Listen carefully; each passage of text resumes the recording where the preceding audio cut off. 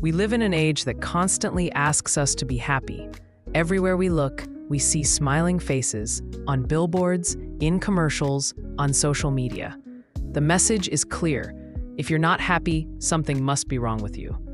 We chase after careers, money, love, recognition, believing each one will finally fill the emptiness inside.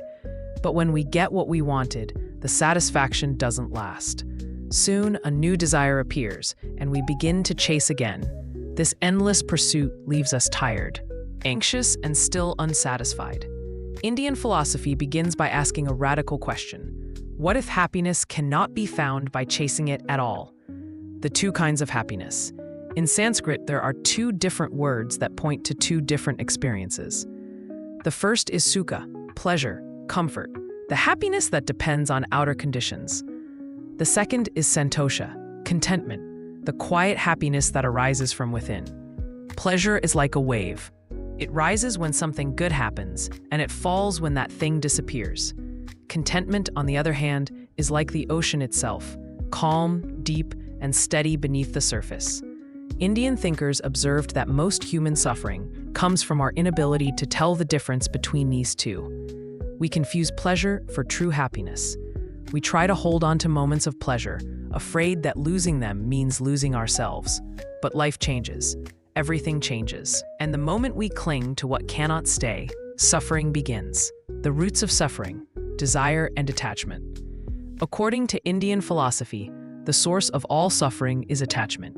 Our endless desire to control, to possess, to make the world align with our wishes. We say, once I have this, I'll be happy. But then, the moment we get it, the mind invents a new goal. It never ends. This cycle of craving and disappointment is called samsara, the wheel of birth, death, and rebirth that keeps us trapped in illusion. To escape this wheel is not about denying the world, but about seeing through it, realizing that nothing outside of us can ever bring lasting peace. It's not the world that binds us, but our attachment to it. The path to liberation. The goal of Indian philosophy is not the pursuit of happiness, but liberation, moksha. Liberation means awakening from the dream of I and mine. When we realize that the self we defend so fiercely is not who we truly are, a great stillness appears. The Upanishads call this true self the Atman, the inner consciousness that is one with the Brahman, the infinite reality behind all things. To know this, not just intellectually, but experientially, is freedom. Because once you see that you are already whole, you no longer need the world to complete you. True happiness.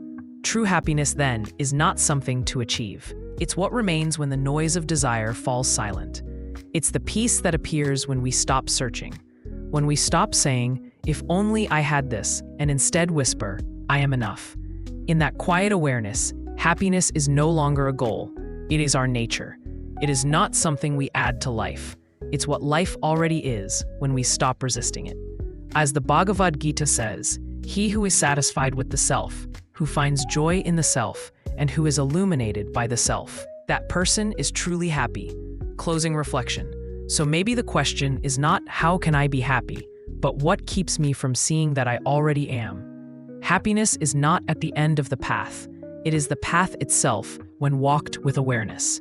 The mind wants constant excitement. The soul longs for stillness.